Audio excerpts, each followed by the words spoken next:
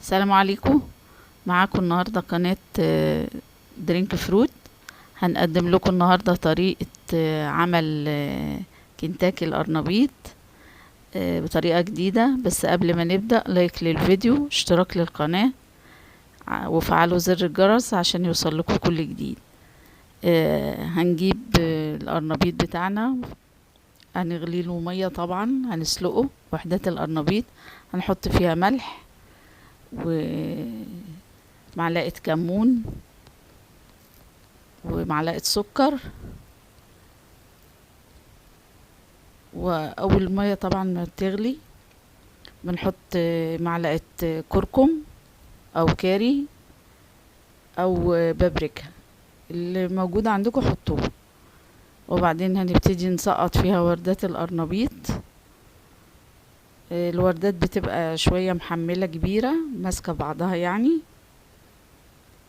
بحيث ان هي تستحمل السليق بتاع المية بتاعتها. ونحط قرنين فلفل معاها، دي هتمتص اي روايح موجودة في القرنبيط.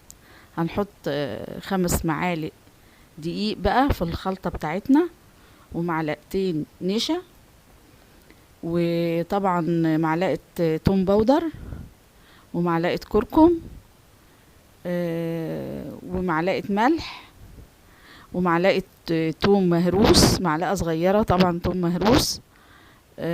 وهنقلب الخلطة الجافة ديت، ومعلقة بيكنج باودر معاهم بتدي هشاشة للقرنبيط، وبيضة، بيضة واحدة.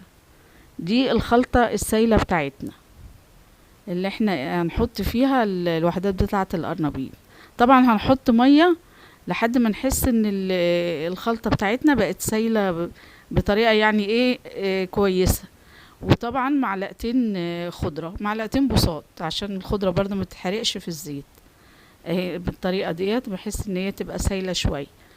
المنتجات الجافة بتاعتنا بقى اللي هي هنطلعها من السايلة نحطها في الجافة.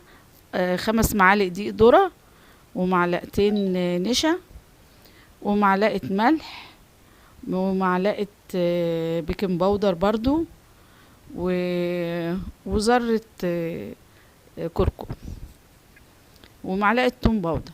هنقلب برضو المنتجات الجافة بتاعتنا ديت كلها على بعضها كده. طبعا حاطين بيكنج باودر اهوت برضو. نفس المكونات ديت هي المكونات دي، بس دي سايلة ودي جافة.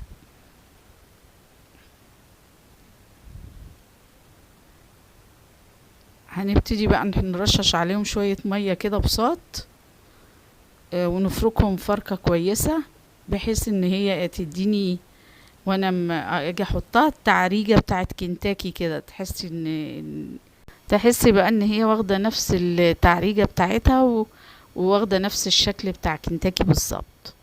هنفركهم فركة كويسة، وهنبتدي بقى نشتغل على طول. نحط الوردات بتاعتنا بعد ما غسلناها، طبعا هنطلعها من السليق نغسلها بمية ساقعة، ونبتدي نفصصها بحيث ان هي تبقى وردات صغيرة عشان تستوي حلو، وفي نفس الوقت ما يبقاش فيها العجين ولا تبقى طرية، تبقى جميلة كده محرمشة كده وشكلها حلو.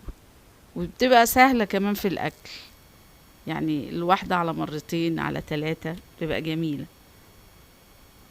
اهو خلطنا عليها، وهنحطها في المكونات الجافة،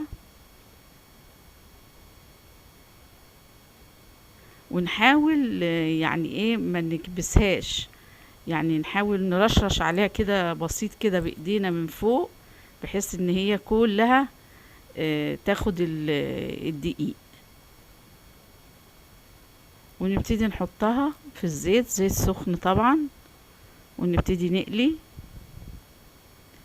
هنحط في الزيت ديت معلقة نشا. معلقة النشا ديت بتخلي القرنبيط ما يشربش زيت، وبرضو يفضل محافظ على ان هو يبقى مقرمش، ما يبقاش طري.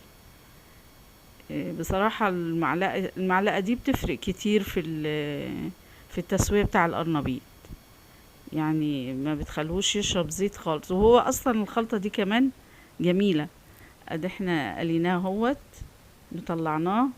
كنتاكي قرنبيط بصراحة جميل جدا، مع طبق مخلل مع عيش بلدي، والف هنا وشفا للي ياكل. والسلام عليكم.